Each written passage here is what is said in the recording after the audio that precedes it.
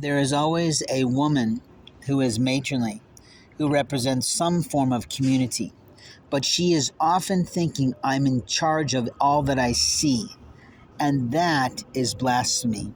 You see, only the Lord God above all the heavens and earths, the animals and the humans, has the right to say that, do that, and be that in this world. But there's always a woman who is overly curious and out of bounds in her life, putting herself on other people's lives, total strangers' lives, impeding their life, interfering with their life, abusing sometimes their life or their physical being or their records. And it's always amazing to me how many women in particular are willing to participate in such abuses, and yet they raise Cain and hell if anything ever happens to one of them. Sexual assault of men is something that old men get off on doing, and sexual assault of anyone who's gay, trans, or otherwise is also on the rise. And it's on the rise because Lord Biden in the White House wants everybody to be out there loud and proud. And I'm sorry, but we don't usually expose our sexuality to total strangers, typically, if you're in a healthy mindset.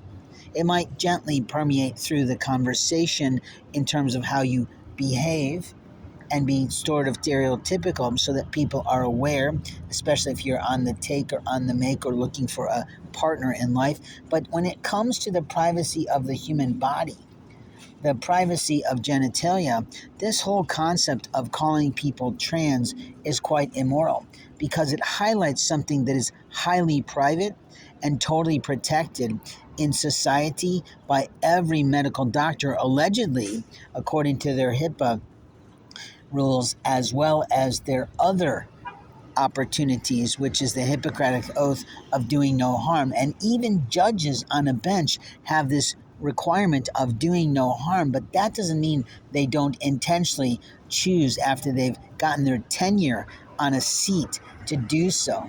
You see, every military person, every politician has those people they protect because they're helping to project a personal status.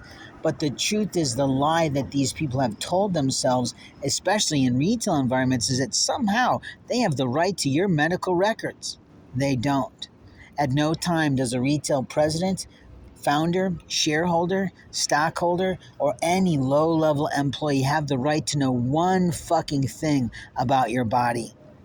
And even if they're in the HR department where they can see those things coming through as coded through insurance, they're supposed to keep their fucking mouth shut because that is the laws that govern or is in governance over their industry and their career.